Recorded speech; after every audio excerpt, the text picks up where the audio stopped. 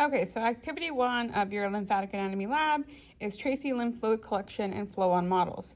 So first it says find the color identifying lymph nodes and vessels on the lymphatic board, and does it differ from the torso color used for lymph nodes and vessels. So in the lymphatic model, which is this one here, the lymphatic vessels are all white, while the lymph nodes are all in yellow color. So here are the inguinal lymph nodes, axillary lymph nodes, and cervical lymph nodes. And then keep in mind that each lymph node will have an afferent side where fluid will come in through the afferent vessels, and then the fluid will exit through the efferent vessels on the other side. Now, how these colors, the white lymphatic vessels and the yellow lymph nodes, differ from the torso model. The vessels are still white, but the lymph nodes are a peach color on this particular model. But these are still the inguinal lymph nodes, and these will be the right inguinal lymph nodes on this side. The next activity says, while not shown on your model, lymph capillaries in both lower limbs from the lymph vessels that move lymph fluid toward the pelvis where your model starts. So again, these vessels would all extend down the leg and foot. So the foot and leg vessels lymphatic vessels would all come up the legs here. They cut off at the thigh, but then they would continue to go up, go through the lymph nodes at the inguinal area or region, and then up to the next part. But it tells you in the next part to begin tracing the flow of lymph from the right and left anterior thigh to the single enlarged collection area in the abdomen called the cisterna chyli, then through the thoracic duct, adding lymph from the left side of the head and neck, and eventually returning all the venous circulation at the junction of the left internal jugular and subclavian vein.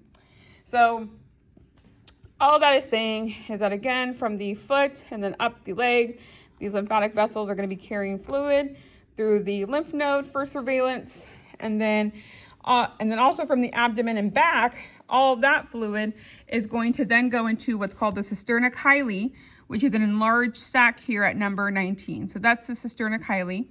Then that will take the fluid up the thoracic duct. And then the thoracic duct is also going to be receiving fluid from the left chest, left arm, and also the left head and neck. And then the thoracic duct is then going to empty. Now it says at the junction of the left internal jugular and the left subclavian, which is true, but I'm okay for simplicity's sake that you just say that it dumps into the left subclavian vein like you see here.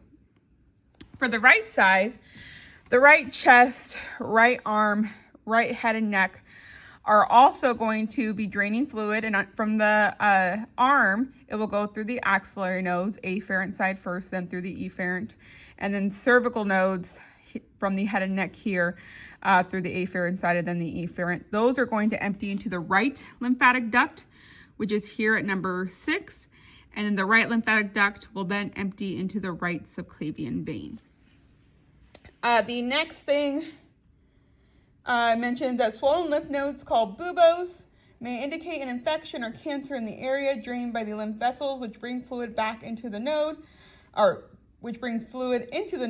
and show where you would palpate or feel your fingers to check the patient for cervical or axillary or inguinal lymph buboes.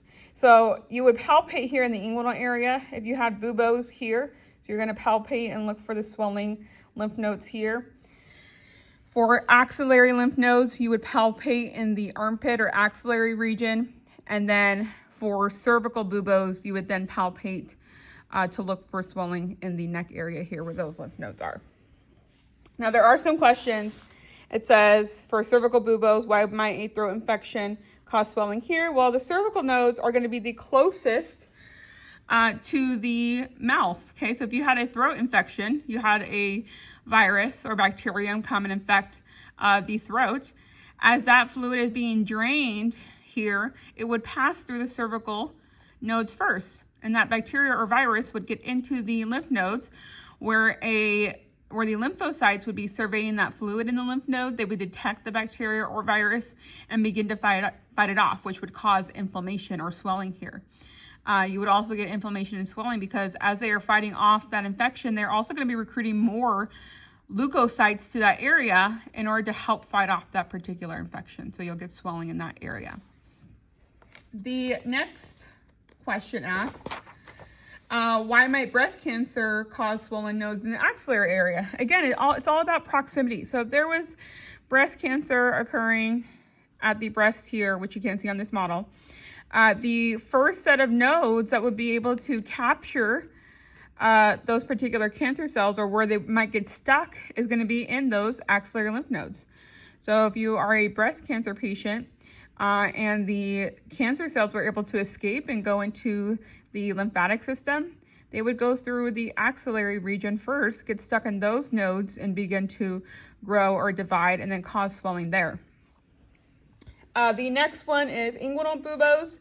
Why might a foot infection cause swelling way up in this area? So if you had an infection all the way down at the feet, that fluid is still going to be drained at the feet through these lymphatic capillaries, and then the first set of nodes that it would pass through are going to be those inguinal nodes. So even though you have an infection all the way down in your foot, as that lymphatic fluid gets drained, or the interstitial fluid gets drained by the lymphatic system, these are the first set of nodes that it would pass through.